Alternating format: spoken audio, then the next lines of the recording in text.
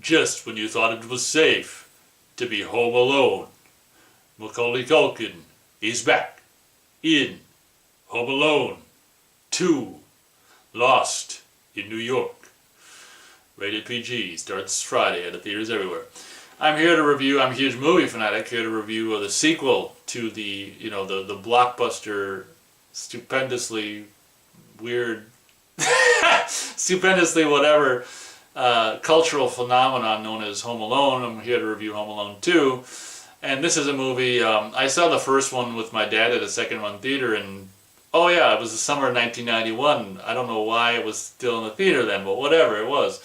So this movie didn't come out until 92. Obviously by then, I just really had no interest at all in seeing it. I didn't see it probably until I was in my mid-20s, Home Alone 2. Just because, I don't know, why not? And I bought it at Half Price Books, I think for $2 within the last several months. Was it this year? Yeah, I got it this year for $2. I'm like, well, for $2 I'll add it to the collection, and I haven't seen it probably in 10 years or more. So what the hell, for $2 I'm sold. So I rewatched it within the last week or so, and I gotta tell you, it's not as bad as, Jingle All the Way. And this movie's actually written still.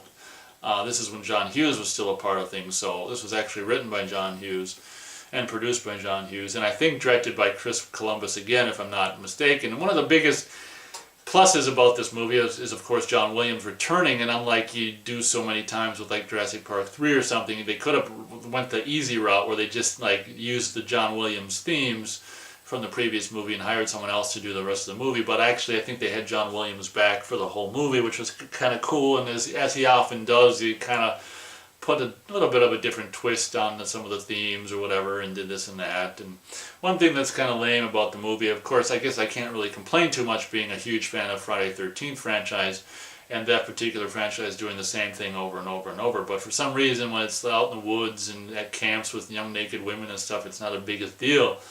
But, the lameness of the movie basically just doing the same thing, and the bogus bullshit about, you think there'd be more than one alarm clock in this whole goddamn house. It's just like, oh, let's accidentally unplug the alarm clock. But whatever, that's, it's not, meant to be a reality-based, factual occurrence of whatever. It's meant to be just stupid fun.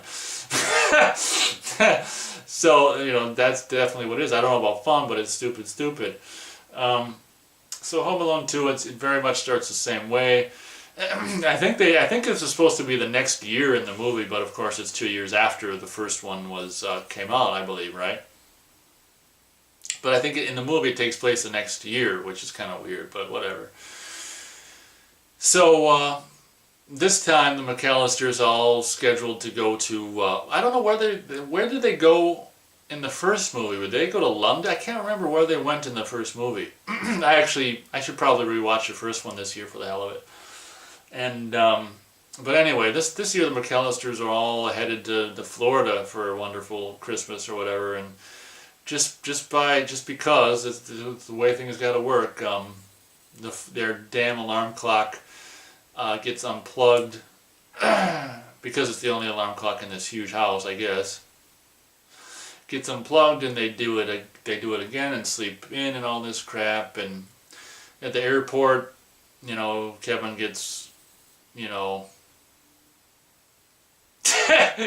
gets separated from his folks, although he doesn't know he's separated. He ends up following this guy who looks just like his dad from behind into this other plane, and instead of going to Florida, he ends up on this plane alone with this guy who looked like his dad from the back, going to, in reality, New York. So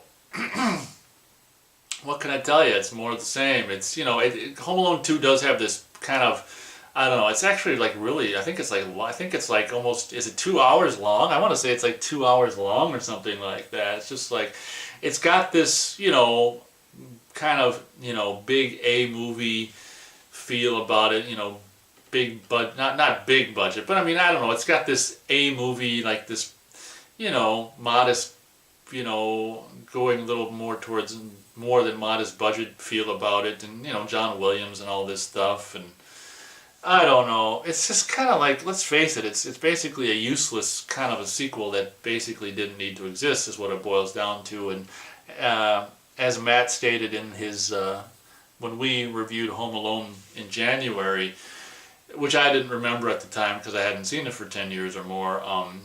He's correct, of course, in the fact that the very end features more violent and more hijinks and crap when the two burglars come to try to break into, which is apparently like his, I can't remember if it's Kevin's uncle's place or something that's being refurbished, whatever. So at the end of the day, I mean, Kevin, sets himself up in this, like this swanky hotel and tours the town and meets this bird woman who feeds the birds. And that's kind of something, it's basically, and again, being a fan of Friday the 13th series, I can't really complain about this, but it basically follows all the beats of the first movie. Like instead of the shovel guy, there's, the scary guy with the shovel and the boots, you got this bird woman who basically plays the same part. So it just follows the same kind of beats as the first movie does, which I guess for a fan of the first movie, maybe they'd appreciate, maybe not, I don't know. But as an adult, viewing it, it's just kind of like, bah, humbug, what the hell? It's just probably how people who aren't fans of the Friday the 13th films view those movies, just being the same thing over and over, which I can completely understand. But those movies are just, I guess, having grown up with them and just whatever, just liking them for what they are, I just partial to them. So give me a break. So not much to see here in my opinion. I think it's overly long and overly, like towards the end, overly violent. I don't know, is it? I think this is probably PG, and they get away with a lot of like Saw-ish violence in this movie, enough to almost make you want to barf. So 1.5 stars for Home Alone 2. I don't know if it even deserves that, but just because of its lavish, kind of production and just New York location and whatever, and John Williams and this kind of stuff and that. And I mean, like, Macaulay Culkin at the time wasn't, I mean, he was kind of entertaining to watch and kind of whatever the hell you want to call him, So 1.5 stars for Home Alone 2, and I think that pretty much does it. I have not, obviously, and probably will not see any more of the Home Alones. I haven't seen 3 or 4 or 5 or however many more there are, and I shall not. So unless I get a job, unless I get paid to see them, I still might not. So thank you very much for watching my review for Home Alone 2, Lost in New York, and I'll catch you on the next movie review.